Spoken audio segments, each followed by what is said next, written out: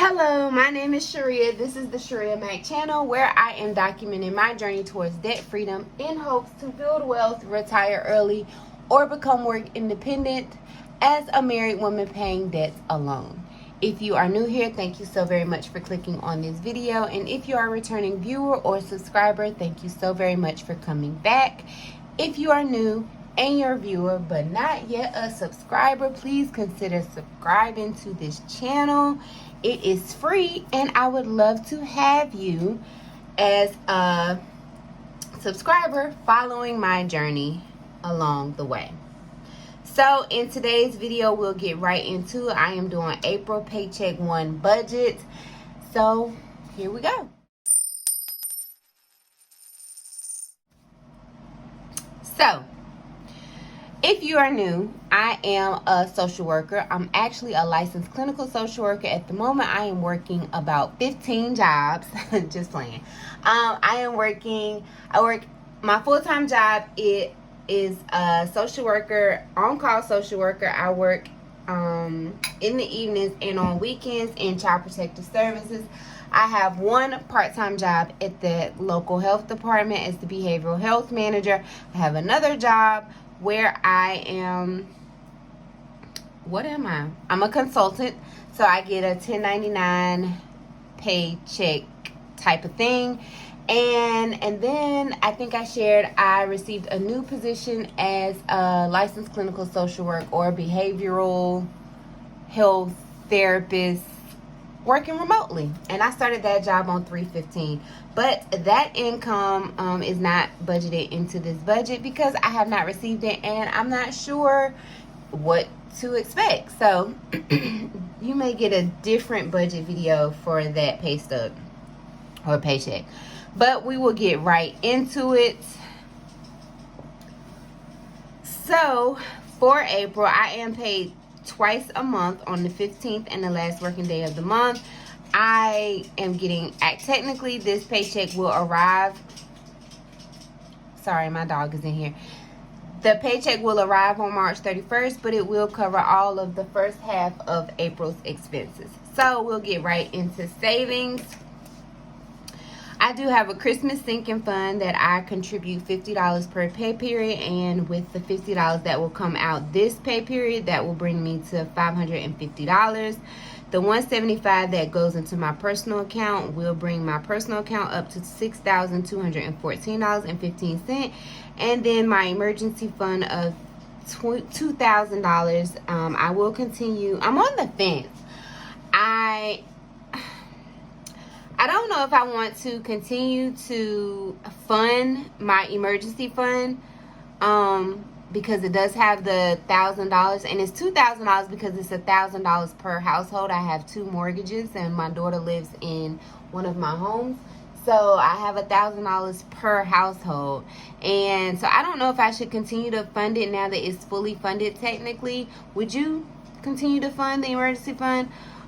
Because I could either roll this over back into my personal savings account or into my student loan debt snowball.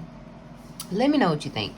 Anyhow, jumping into my income for this pay period from my full-time job is $1,884.05, $900, which is the contract pay, and $216.10 will be the last check that I received from my part-time job. I am leaving that job on the 30th. That was a grant funded position and they did not rewrite the grant. As for my fixed expenses, I have my primary mortgage, which is $510. It's actually $1,020, but I pay it in both pay periods, from both pay periods. Then my second mortgage is $410 that comes out in this paycheck. My Verizon cell phone bill is $84.78. Our life insurance is $133.26. And then I have Amazon Prime, which is $13.87. There is a gap here because of work expenses that are still coming out of my personal expenses because I have not gained enough income to cover them from my private practice. So there's Google Workspace, Simple Practice, which is my electronic record system, and then my HIPAA compliant fax machine. So that brings my fixed expenses to $1,226.91. Variable expenses for this pay period should only be Ashton's glasses. She has an eye appointment on April the 19th, so I'm taking $80 out of this and $80 out of the other one. This dentist appointment, I should have done the same thing, but it caught me off guard. That is on March the 31st, so that is $214 I have to pay after my insurance. So that brings my variable expenses to $294, and I'm hoping that is it. For cash envelopes, I am not putting anything into grocery because, again, we got the public school food stamps that I have discussed so many times on my channel. So there is no need for a budget, a grocery budget there. And I am grateful for that. Gas, I'm still sticking at the $80. And I'm going to hope that works. It may go up to $100. Gas in North Carolina right now is $2.59, I believe. Spend money, I am giving myself $25 in spend money because you saw how I went haywire last pay period. Offering, which is 10% of my full-time income, will be $188.40. My commissions, which is $30 for my 2 teenage children and $10 for my baby boy. Beauty will be $55. That will include lip wax and a fill-in with paint and the tip. But I think I can go about another week, maybe 2. I don't know. And then I did put dining back into my pay period. Back into my budget because it just needs to be there. There's no denying it. I can, but I won't stop eating out. I am a comfort food. I am an emotional eater, and I like comfort food. And it just makes it worse when I don't have the money. As for sinking funds, taxes off of that 1099 and my private practice are $135. Vacation is $150. Medical has gone up to $20. Car maintenance is $116. And we are adding the prom sinking fund of $100.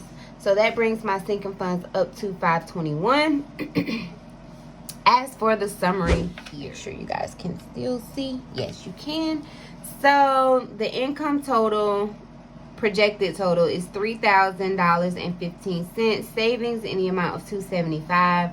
The combination of fixed expenses and variable expenses is $1520.91. Sinking funds is $521, and my cash envelopes will be $438.40. That will leave me a balance of $244.84, and I am throwing all of that towards my student loans. So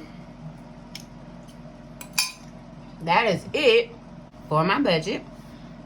Really simple and to the point. I'm sorry, you guys. I'm eating breakfast, which is honeydew melon, and it's juicy. It's good. That is the gist of my budget. I'm a little disappointed that my balance is so low, but I did add so many different expenses. I may ask my husband, I am going to ask my husband to cover my daughter's dentist bill. And if he does, that $214 will also go towards my student loans. So that is it for today. That is it for my budget. Please comment down below. Would you stop contributing to your emergency fund,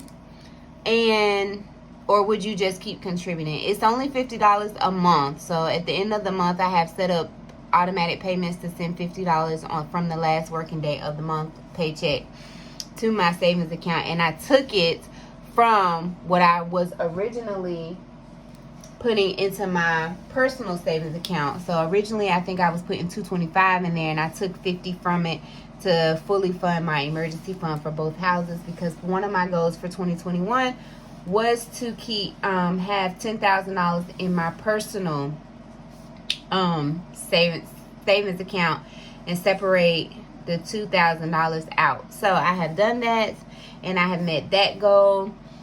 So that is it. comment down below if I should stop or continue, or something else I might could do with the $50. I'm open to all the ideas. If you have not subscribed, please consider subscribing and click the notification bell so that you can be notified of every time I post a video.